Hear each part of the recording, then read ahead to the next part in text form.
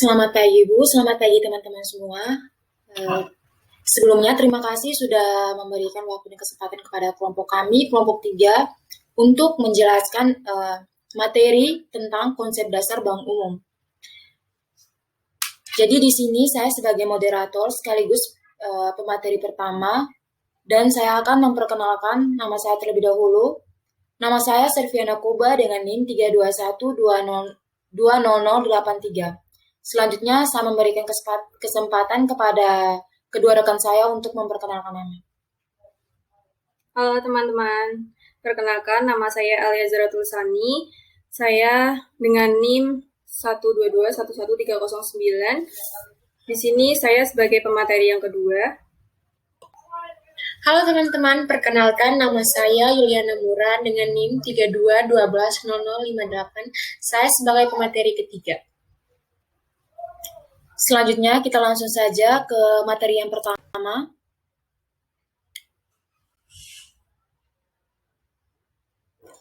Materi yang pertama itu pengertian bank umum. Pada Undang-Undang Nomor 10 Tahun 1998 tentang Perbankan, bank disebutkan sebagai badan usaha yang menghimpun dana dari masyarakat dalam bentuk simpanan dan menyalurkannya kepada masyarakat dalam bentuk kredit dan atau bentuk-bentuk lainnya dalam rangka meningkatkan taraf hidup masyarakat. Jadi bank umum adalah bank yang melaksanakan kegiatan usaha secara konvensional atau secara umum dan atau berdasarkan prinsip syariah yang dalam kegiatannya memberikan jasa dalam lalu lintas pembayaran. Selanjutnya, materi selanjutnya yaitu fungsi bank. Untuk fungsi bank yang pertama itu fungsi bank itu dia menghimpun dana dan menyalurkan dana kepada masyarakat dalam bentuk pinjaman.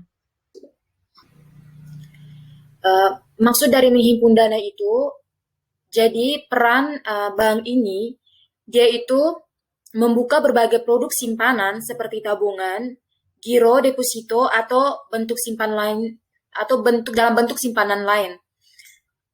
Agar harapannya itu agar masyarakat itu dia memiliki tempat penyimpanan uang yang lebih aman dan terpercaya. Lanjut, fungsi yang kedua itu menyediakan mekanisme dan alat pembayaran yang efisien dalam kegiatan ekonomi.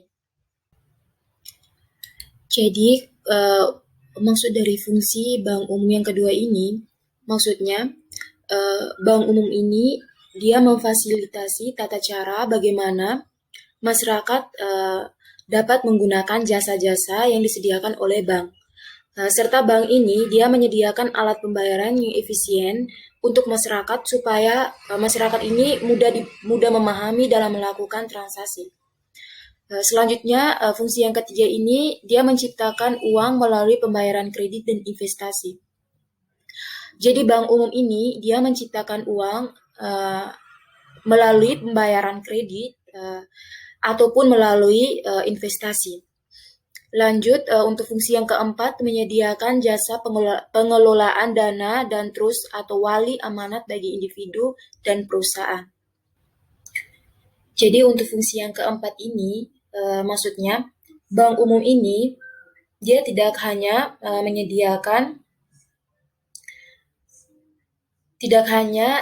sebagai tempat penyimpanan uang, tetapi bank umum ini dia menyediakan layanan jasa bank lainnya, sehingga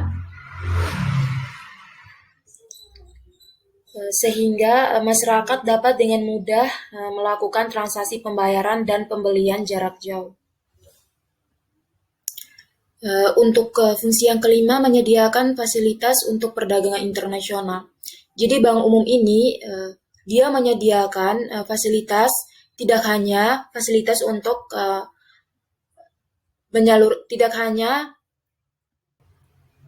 yang keenam, memberikan pelayanan penyimpanan untuk barang-barang berharga.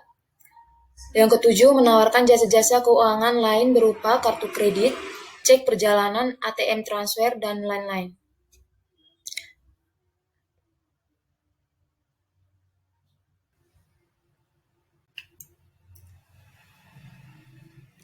Untuk fungsi bank umum yang kedua itu agent of trust. Nah, ini nih, percaya dari masyarakat kepada bank.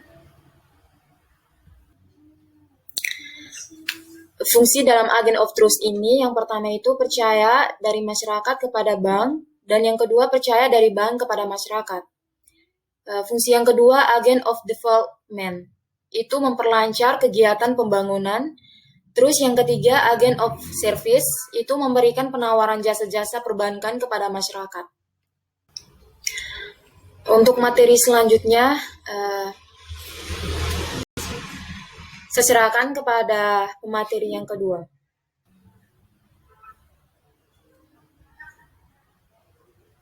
Materi selanjutnya ada kegiatan usaha bank umum. Yang pertama yaitu menghimpun dana dari masyarakat dalam bentuk simpanan berupa giro, deposito berjangka, sertifikat deposito, tabungan, dan atau bentuk lainnya yang dipersamakan dengan itu. Nah, giro sendiri itu merupakan suatu produk dari bank yang merupakan suatu cara pembayaran yang hampir sama dengan cek, yaitu berupa surat perintah yang digunakan untuk memindahbukukan sejumlah uang dari rekening seseorang kepada rekening lain yang ditunjuk sesuai surat tersebut. Selanjutnya ada deposito berjangka. Deposito berjangka itu merupakan produk perbankan yang memiliki jangka waktu dalam pengambilan dananya. Jangka waktu ini ada jangkanya sendiri tergantung sesuai kesepakatan, yaitu mulai dari 1 atau 3, 6 atau 12 sampai 24 bulan. Lalu ada sertifikat deposito. Sertifikat deposito sendiri merupakan tabungan dalam bentuk deposito yang memiliki bukti penyimpanan berupa sertifikat, di mana sertifikat itu dapat dipindahtangankan. Nah, dari produk deposito ini dapat digolongkan menjadi beberapa instrumen utang yang dikeluarkan oleh pihak lembaga keuangan kepada investor.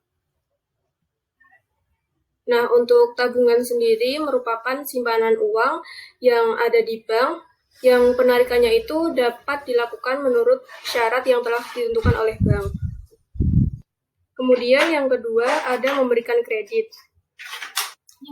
Nah, kegiatan usaha bank umum ini yaitu memberikan kredit yaitu ketika seseorang atau masyarakat membutuhkan dana untuk digunakan, maka bank akan memberikan sejumlah dana yang sudah ditentukan syarat-syaratnya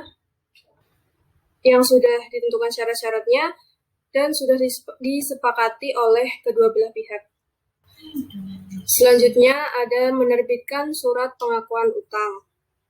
Lalu yang keempat ada membeli, menjual, atau menjamin atas risiko sendiri maupun untuk kepentingan dan atas perintah nasabahnya. Dari beberapa seperti di bawah ini, yaitu yang pertama ada surat-surat wesel, termasuk wesel yang diakseptasi oleh bank yang masa berlakunya tidak lebih lama daripada kebiasaan dalam perdagangan surat-surat yang dimaksud.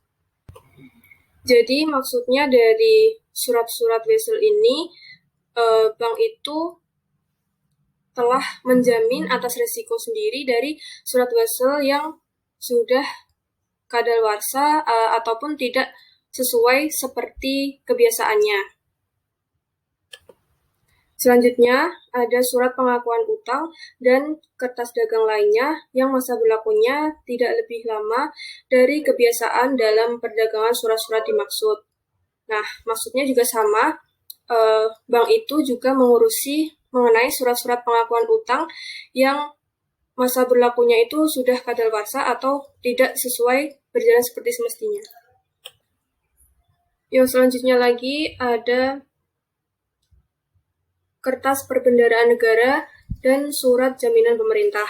Nah, kertas perbendaharaan negara ini merupakan surat utang jangka pendek yang diterbitkan oleh negara dan dijual atas dasar diskonto. Biasanya surat kertas ini berjangka waktu 90 hari, 180 hari, 270 hari, dan maksimal itu 1 tahun. Sedangkan surat jaminan pemerintah merupakan surat yang dikeluarkan langsung oleh pemerintah. Selanjutnya ada Sertifikat Bank Indonesia. Sertifikat Bank Indonesia ini atau SBI merupakan surat berharga yang dikeluarkan oleh Bank Indonesia sebagai pengakuan utang berjangka waktu pendek dengan sistem diskonto atau bunga dengan tujuan untuk mengontrol jumlah uang beredar dalam masyarakat yang secara tidak langsung itu bisa mengendalikan laju inflasi dan juga nilai tukar rupiah. Selanjutnya ada obligasi. Obligasi ini merupakan surat utang jangka menengah maupun jangka panjang yang dapat diperjualbelikan. Obligasi ini dapat berisi janji dari pihak yang menerbitkan saham untuk membayar imbalan berupa bunga pada periode tertentu dan melunasi pokok utang pada akhir waktu yang telah ditentukan. Surat ini ditujukan untuk kepada pihak pembeli obligasi tersebut. Selanjutnya ada surat dagang berjangka waktu sampai dengan 1 tahun. Lalu ada instrumen surat berharga lain yang berjangka waktu sampai dengan 1 tahun. Kegiatan usaha bank umum lainnya yaitu ada memindahkan uang baik untuk kepentingan sendiri maupun untuk kepentingan nasabah. Maksudnya memindahkan uang ini berarti uang tersebut dapat digunakan untuk bank itu sendiri maupun untuk masyarakat, yaitu sebagai nasabahnya. Selanjutnya, menempatkan dana pada atau meminjam dana dari maupun meminjamkan dana kepada bank lain, baik dengan menggunakan surat, sarana telekomunikasi, maupun dengan wesel unjuk, cek, atau sarana lainnya. Nah, jadi dalam penggunaan dana di bank ini dapat menggunakan beberapa fasilitas seperti sarana telekomunikasi, wesel, cek, atau sarana yang lainnya. Nah, selanjutnya ada menerima pembayaran dari tagihan atas surat berharga dan melakukan perhitungan dengan harga dengan antar pihak ketiga. Nah, maksudnya ini dari pernyataan tersebut, menerima pembayaran dari tagihan atas surat berharga itu dalam pembelian surat berharga pasti ada pihak ketiga, yaitu sebagai pihak saksi. Nah, dari kegiatan tersebut, maka mereka akan melakukan kegiatan melakukan bagi hasil dalam perjanjian yang saling menguntungkan. Lalu ada menyediakan tempat untuk menyimpan barang dan surat berharga.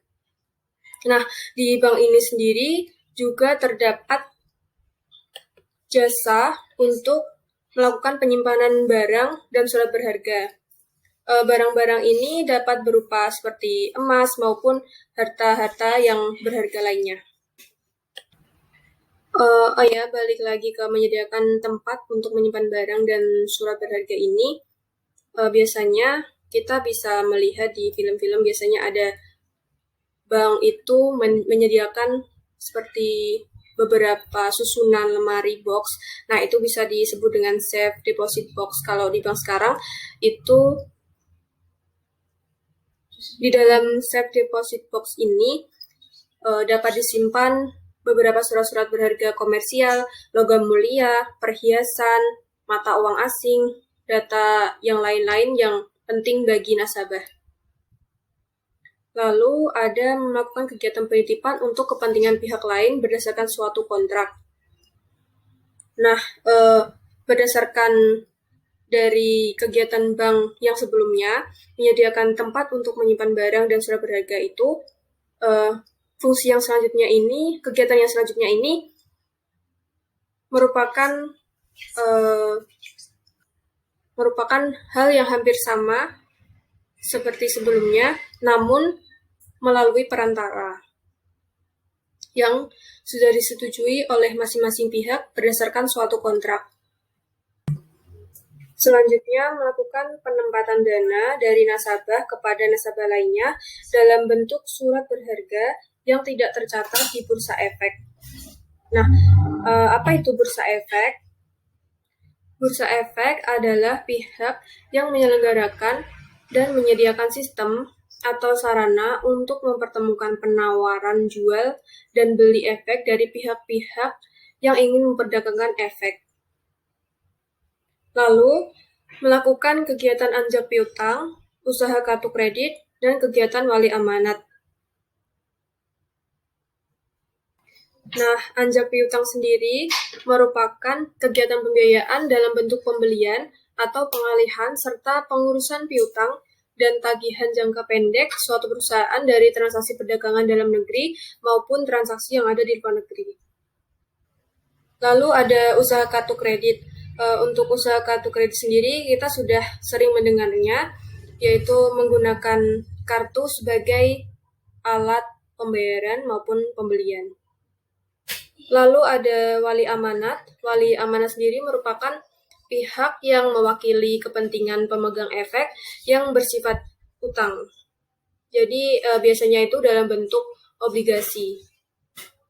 Lalu ada selanjutnya kegiatan usaha bank menyediakan pembiayaan dan atau melakukan kegiatan lain berdasarkan prinsip syariah sesuai dengan ketentuan yang ditetapkan oleh Bank Indonesia. Nah, prinsip syariah ini merupakan suatu kegiatan yang dilakukan oleh bank berdasarkan kesepakatan antara nasabah dengan pihak bank. Lalu yang terakhir, melakukan kegiatan lain yang lazim dilakukan oleh bank sepanjang tidak bertentangan dengan undang-undang dan peraturan perundang-undangan yang telah berlaku. Selanjutnya, ada produk-produk dari bank umum.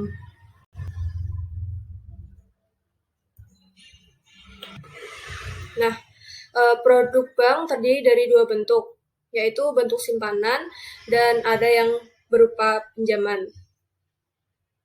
Yang pertama itu ada simpanan.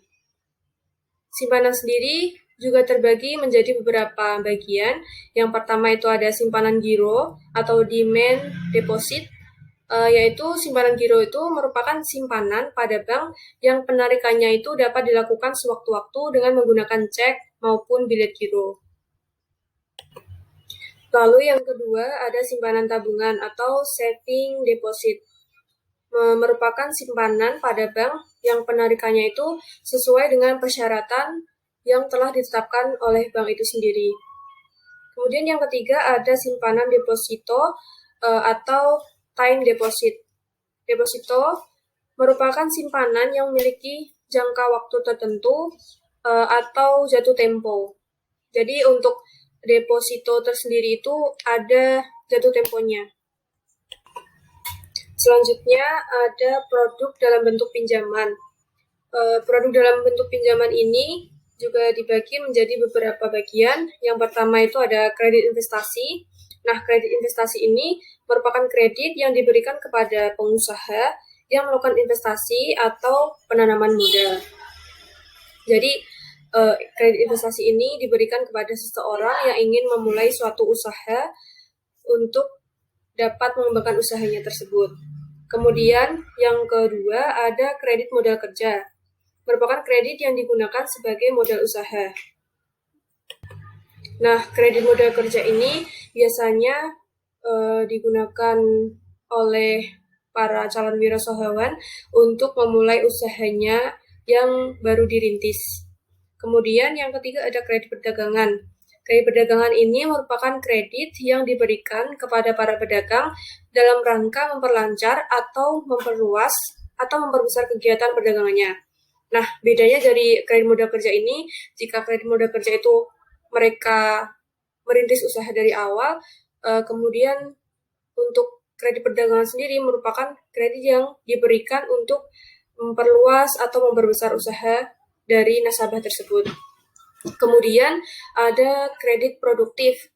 Nah, kredit produktif ini merupakan kredit yang dapat berupa investasi, modal kerja, atau perdagangan. Jadi, kredit produktif itu mereka ada timbal balik dari kredit yang sudah diberikan oleh bank. Semisal seperti berdasarkan dari kredit investasi, jika seseorang melakukan investasi, maka orang tersebut kemungkinan besar akan mendapatkan keuntungan yang berasal dari dividen yang sudah diberikan oleh PT atau perusahaan yang mereka beli saham itu. Kemudian dari profit yang telah didapatkan dari investasi tersebut, mereka bisa membayarkan utang dari kredit yang telah diberikan oleh bank. Kemudian ada kredit modal kerja. Jika seseorang itu mereka sudah merintis suatu usaha, maka kemungkinan besar maka orang itu akan mendapatkan keuntungan. Jadi dari keuntungan tersebut mereka dapat membayar pinjaman yang sudah diberikan oleh bank kepada nasabah. Kemudian ada perdagangan. Dari perdagangan itu dari perluasan usaha yang telah didirikan oleh nasabah tersebut, apabila mereka mendapatkan keuntungan, maka keuntungan tersebut juga bermanfaat bagi bank karena bank mendapatkan hasil dari apa yang sudah dihasilkan dari nasabah tersebut. Kemudian ada kredit konsumtif. Kredit konsumtif merupakan kredit yang digunakan untuk keperluan pribadi. Misalnya ada keperluan konsumsi, baik pangan, sandang, maupun papan. Nah, berarti konsumtif ini kredit yang diberikan kepada seseorang untuk memenuhi kebutuhan hidupnya. Kemudian ada kredit profesi. Kredit profesi ini merupakan kredit yang diberikan kepada para kalangan profesional seperti dosen, dokter, ataupun pengacara. Selanjutnya, ada sumber dana bank. Sumber dana bank itu dibagi menjadi beberapa sumber. Yang pertama, ada dana yang dihasilkan dari bank itu sendiri. Nah, dana yang dihasilkan dari bank itu sendiri biasanya berasal dari setoran modal dari para pemegang saham. Nah, maksudnya bagaimana? Biasanya seperti bank-bank umum membuka saham yang dapat dibeli oleh masyarakat, yang kemudian masyarakat tersebut tentunya memiliki dana yang dapat digunakan sebagai modal bagi bank tersebut. Maka dari itu, bank itu dapat menghasilkan dana sendiri yang berasal dari para pemegang saham mereka. Kemudian ada dari cadangan-cadangan bank. Nah, di sini tentunya bank sendiri memiliki dana cadangan yang sudah mereka persiapkan untuk pengembangan bank dan operasional bank itu sendiri.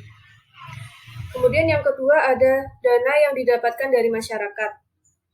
Nah, dana-dana ini berasal dari simpanan giro, kemudian ada simpanan tabungan, dan simpanan deposito.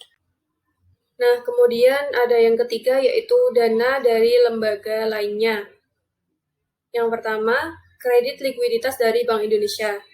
Nah, kredit likuiditas ini merupakan kredit yang diberikan oleh Bank Indonesia kepada bank umum dan atau bank BPR biasanya itu dalam rangka menunjang program pemerintah. Kemudian ada pinjaman antar bank. Jadi antar bank-bank itu, antar bank-bank umum itu juga dapat saling pinjam-meminjam dana. Kemudian ada pinjaman dari bank-bank luar negeri. Jadi bank dalam negeri atau bank di Indonesia itu bisa mengambil pinjaman dari bank luar negeri. Kemudian yang terakhir ada surat berharga pasar uang.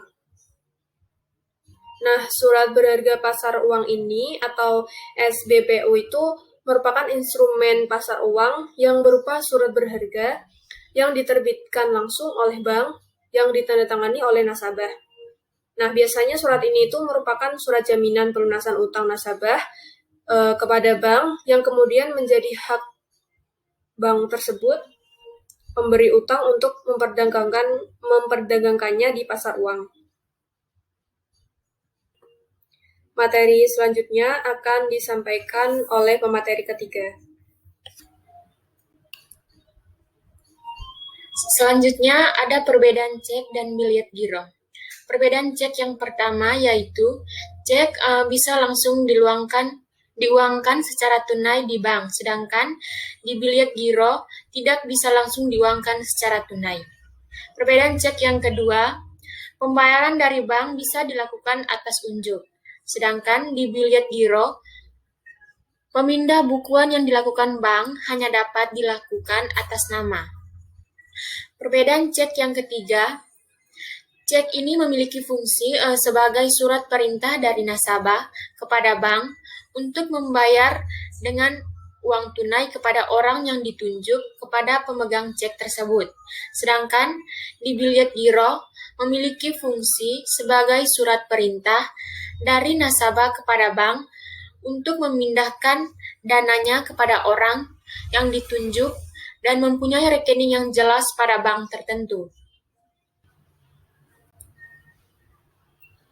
Selanjutnya, proses pengajuan kredit. Proses pengajuan kredit yang pertama yaitu mengisi formulir aplikasi kredit.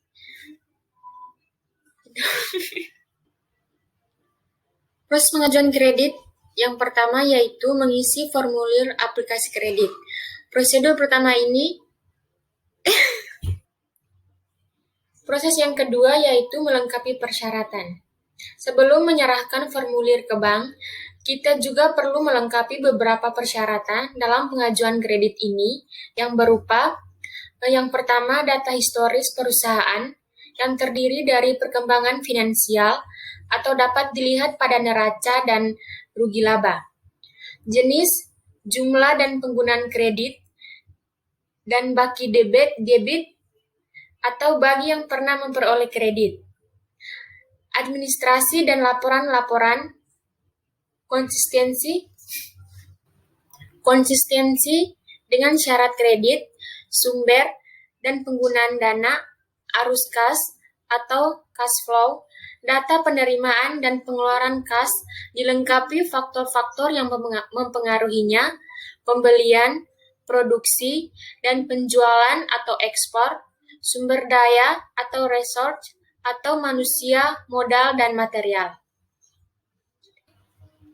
Kemudian, yang kedua, data proyeksi atau future performance yang berwujud data mengenai rencana yang akan direalisir oleh nasabah, terutama yang berkaitan dengan kredit. Data proyeksi ini terdiri dari kapasitas usaha, pembelian dan produksi, data penjualan dan ekspor, sumber dan penggunaan dana, biaya proyek dan rencana pembiayaan, proyeksi kas atau anggaran pengeluaran dan penerimaan, dan kredit, proyeksi neraca dan rugi laba, penyerahan dokumen ke bank atau lembaga keuangan, konfirmasi data atau dokumen, analisa kelayakan kredit, atau analisa keuangan serta persetujuan kredit.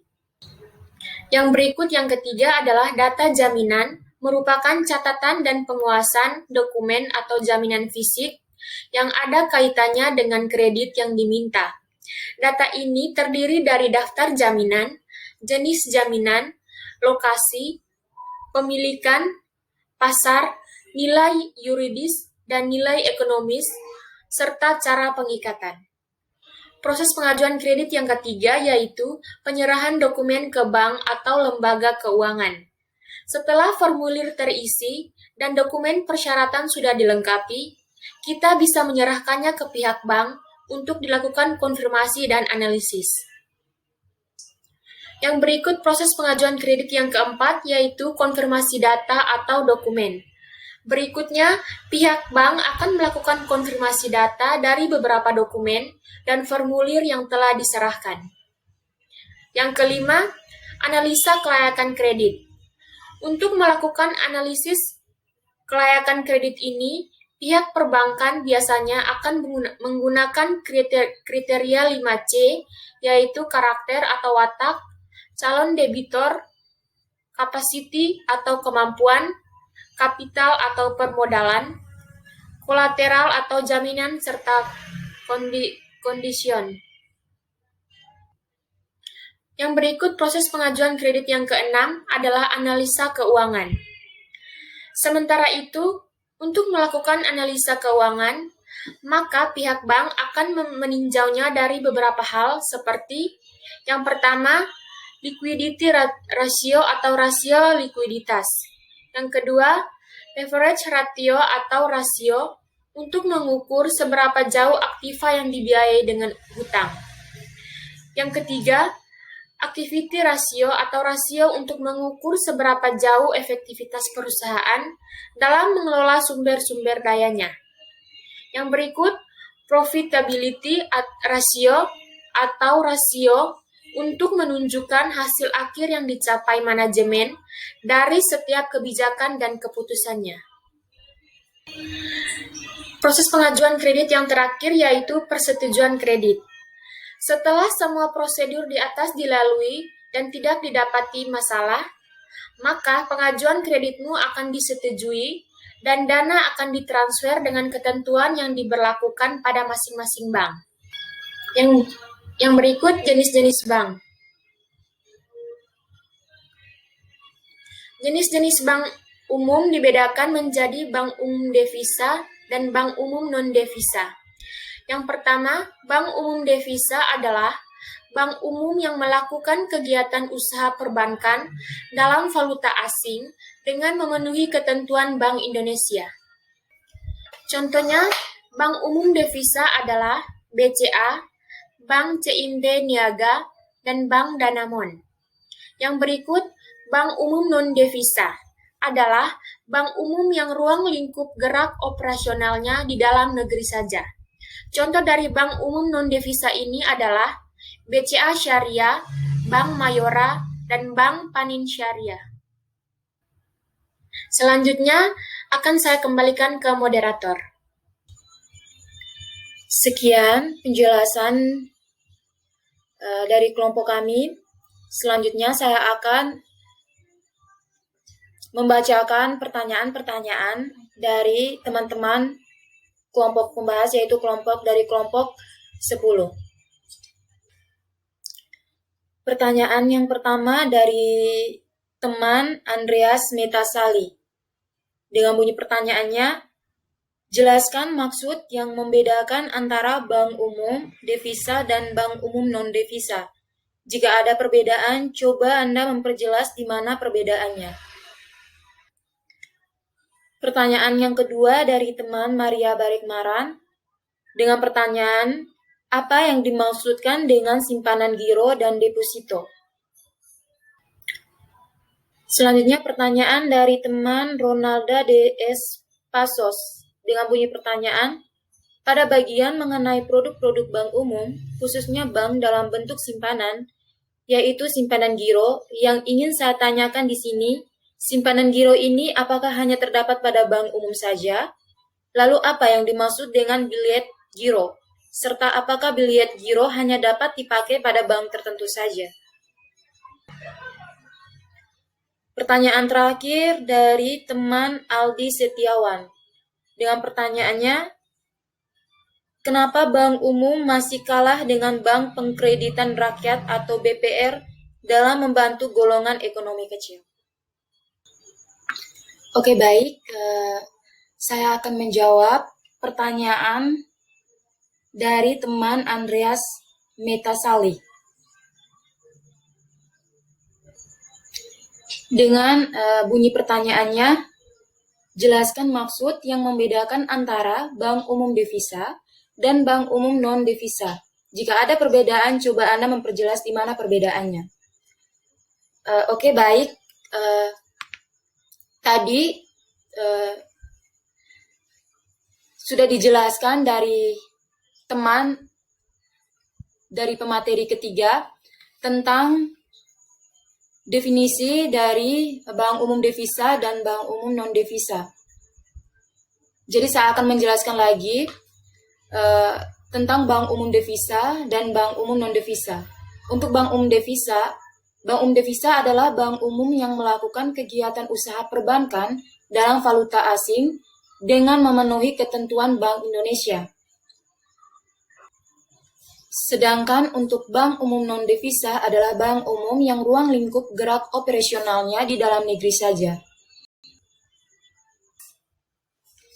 Kita lihat bahwa dari definisinya saja yang sudah dijelaskan oleh pemateri ketiga tadi, tentunya sudah membedakan bank umum devisa dan bank umum non-devisa. Singkatnya saja, bank devisa ini itu dia sudah disetujui dan ditunjuk oleh BI atau Bank Indonesia sebagai bank sentral untuk menjalankan kegiatan usaha perbankan dalam valuta asing. Contohnya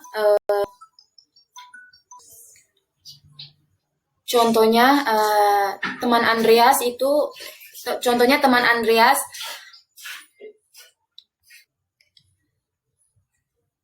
sebagai contoh, ambil contoh saja teman Andreas melakukan transfer uang ke luar negeri atau melakukan transaksi ekspor impor. Kalau untuk bank umum non devisa ini, dia belum memiliki izin atau produk atau layanan dari bank non devisa tidak dapat berkaitan dengan luar negeri. Dengan kata lain, nasabah tidak bisa melakukan transaksi ekspor impor, transfer uang ke luar negeri, atau jual beli valuta asing atau falas, dan layanan bank devisa lainnya. Sekian penjelasan dari pertanyaan pertama dari teman Andreas Mitasali tentang perbedaan bank umum devisa dan bank umum non-devisa. Mohon maaf jika ada kesalahan dalam penjelasan saya ini. Dari pertanyaan pertama ini dari teman Andreas, saya memberikan kesempatan kepada teman Andreas untuk memberikan komentarnya dan sanggahan di kolom komentar. Ini apa di mana? Akan dijawab oleh teman. Untuk pertanyaan selanjutnya, saya berikan kesempatan kepada teman saya. Baik, di sini saya akan menjawab pertanyaan dari teman Aldi Setiawan, yaitu pertanyaannya, kenapa Bank Umum masih kalah dengan Bank Perkreditan Rakyat atau BPR dalam membantu golongan ekonomi kecil? Nah, saya akan menjawabnya. Bank Umum itu sendiri memiliki syarat kredit yang cukup rumit dibandingkan dengan BPR. Dapat kita ketahui bahwa yang sudah teman saya sampaikan mengenai proses pengajuan kredit di Bank Umum, bahwa pertama itu ada mengisi formulir aplikasi kredit, kemudian ada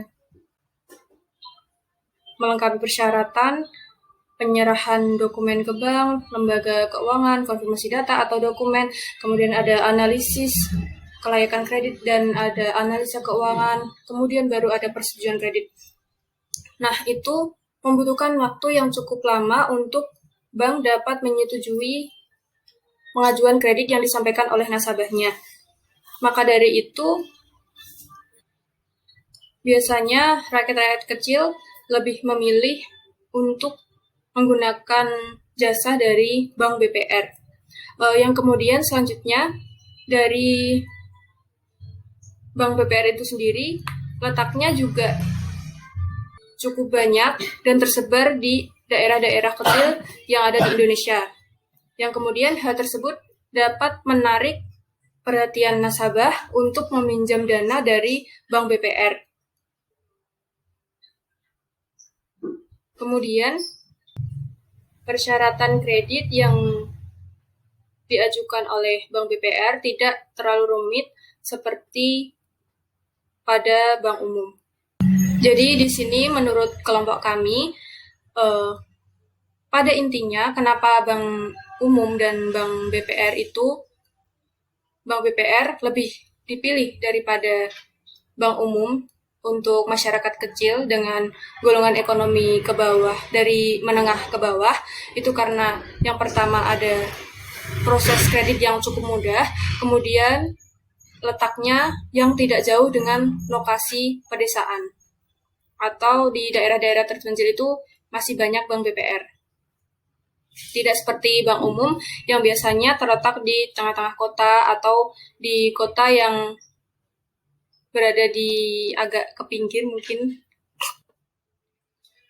Itu jawaban dari pertanyaan saudara Aldi yang dapat kelompok kami sampaikan. Apabila ada sanggahan maupun saran, dapat dituliskan di kolom komentar maupun diberikan sanggahan tersebut secara langsung kepada kelompok kami dan bisa ditanyakan kepada Ibu Gika. Untuk pertanyaan selanjutnya akan dijawab oleh rekan saya. Baik, saya akan menjawab pertanyaan dari teman Maria Barekmaran dengan bunyi pertanyaannya. Apa yang dimaksudkan dengan simpanan giro dan deposito? Baik, seperti yang sudah dijelaskan oleh teman saya, dalam produk-produk bank umum, yaitu yang pertama simpanan giro. Simpanan giro atau demand deposit itu sendiri merupakan simpanan pada bank yang penarikannya dapat dilakukan sewaktu-waktu dengan menggunakan cek atau biliet giro. Baik, cek itu sendiri merupakan bukti transaksi atau perintah yang diterbitkan oleh suatu lembaga bank untuk mengirimkan sejumlah uang kepada nama yang tertera dalam bukti transaksi tersebut. Selanjutnya, biliet giro merupakan surat perintah dari penarik kepada bank tertarik untuk melakukan pemindah bukuan sejumlah dana kepada rekening. Yang berikut, simpanan deposito atau time deposit itu sendiri merupakan simpanan yang memiliki jangka waktu tertentu atau jatuh tempo. Jadi, simpanan giro itu merupakan simpanan yang bisa diambil kapan saja melalui cek atau biliet giro. Sedangkan deposito merupakan simpanan yang memiliki jatuh tempo. Demikian jawaban dari kelompok kami. Apabila ada sanggahan, bisa ditulis dalam kolom komentar. Nah, di sini saya akan menjawab pertanyaan dari Ronalda DS Pasos. Pertanyaannya yaitu, pada bagian mengenai produk-produk bank umum, khususnya bank dalam bentuk simpanan, yaitu simpanan giro, yang ingin saya tanyakan, simpanan giro ini apakah hanya terdapat pada bank umum saja? Lalu apa yang dimaksud dengan biliet giro? Serta apakah biliet giro hanya dapat dipakai pada bank tertentu saja? Nah, jawabannya, simpanan giro hanya terdapat pada bank umum saja. Karena bank-bank lain seperti Bank Sentral dan Bank BPR maupun Bank BPD, mereka tidak melayani simpanan giro. Seperti di Bank BPR sendiri, memiliki kegiatan yang jauh lebih sempit dibandingkan dengan bank umum, karena BPR itu dilarang menerima simpanan giro, kegiatan falas, dan perasuransian. Di dalam kegiatan bank-bank seperti Bank BPR maupun Bank BPD sendiri, dalam kegiatannya tidak diperbolehkan untuk memberikan jasa dalam lalu lintas pembayaran. Kemudian untuk Bank Sentral sendiri juga mereka tugasnya menetapkan dan melaksanakan kebijakan moneter serta mengatur dan menjaga kelancaran sistem pembayaran. Jadi untuk simpanan giro ini hanya dilakukan oleh bank umum.